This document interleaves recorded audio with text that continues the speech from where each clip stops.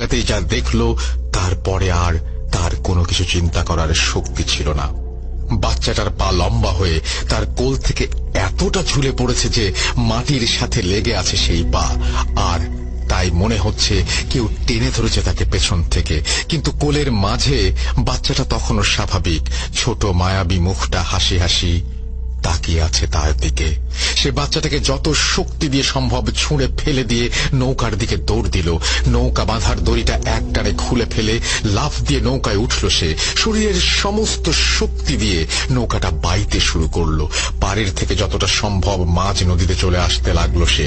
তার মনে হলো যদি আজ সে থেমে যায় তাহলে আর জীবনে নৌকা বাইতে পারবে না।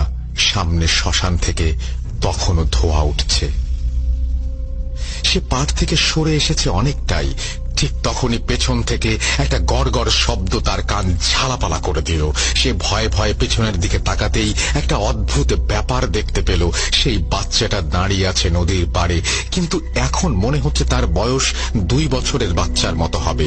আর তখন বাচ্চাটাকে স্বাভাবিক বাচ্চাদের মতোই দেখাচ্ছিল।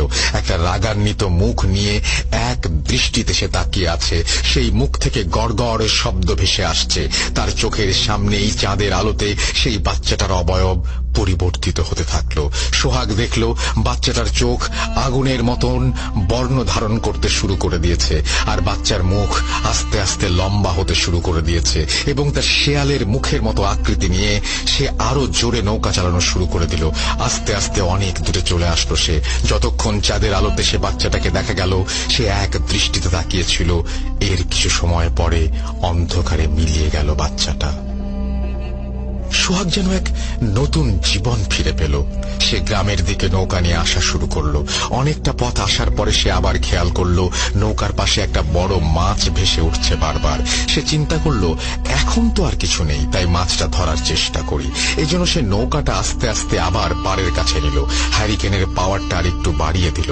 মাছটা যখন পাড়ের দিকে চলে গেছে, মাছটাকে আর দেখা যাচ্ছে না, কিন্তু মাছ যে ওপরের দিকে ভেসে আর নিচে নামলে পানিতে যেমন ঢেউ হয় তেমন হতে লাগলো।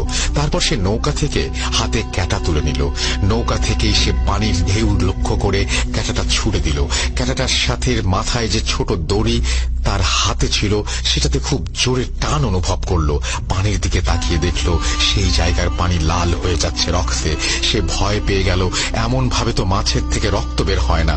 সে ক্যাটাটা ওপরের দিকে তুলতেই দেখলো তার বাড়ির পাশের যুবক বয়সের এক ছেলে ভেসে উঠেছে। আর সোহাগের পরে লক্ষ্য করলো তার ছেঁড়া ক্যাঁটাটা সেই ছেলের ডান হাতে কাঁধে